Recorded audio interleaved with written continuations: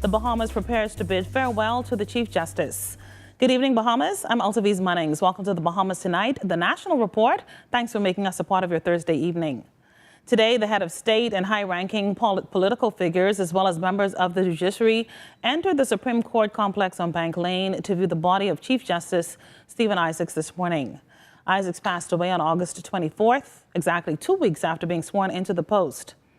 A state funeral for Chief Justice Stephen Isaacs will be held at 11 o'clock tomorrow morning at Christ Church Cathedral on George Street. Our coverage of the service will begin at 9 a.m. with a pre-show on the ZNS television and radio networks. The Chief Justice was remembered as a man who served with authority when it came to the principles of the legal profession here in the Bahamas. LaDawn Davis leads us off tonight with this report from the Supreme Court. The late Honorable Chief Justice Stephen Isaacs is being described as a man who was devoted to his family, the legal profession, and the administration of justice in this country. Today, his family led the procession viewing the body. Head of State, Her Excellency the Most Honorable Dame Margaret Pinling, Acting Prime Minister Peter Turnquest, former Prime Minister the Right Honorable Hubert Ingram, and Attorney General the Honorable Carl Bethel, among dignitaries viewing the body of the fallen Chief Justice in the chambers of the Supreme Court.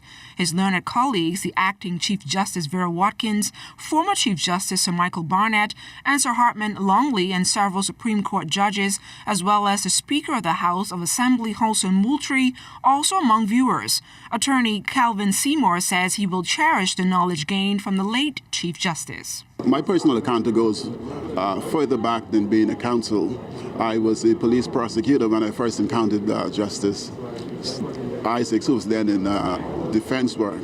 I have the benefit of working with him from two sides, as a Crown counsel and as a defense counsel. Once you've dealt with him once, you know where he stands on anything as it comes to the law.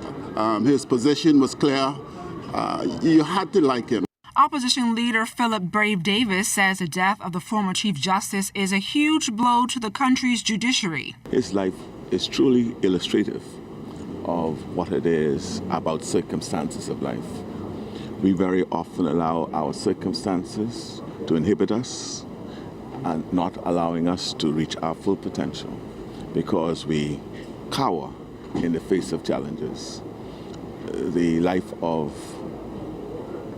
Sir Stephen Isaacs speaks to overcoming challenges, speaks to the courage and the will to move oneself. New officers of the police and defense forces were also preparing for Friday's state funeral of the late Chief Justice Stephen Isaacs, set for 11 a.m. at Christ Church Cathedral.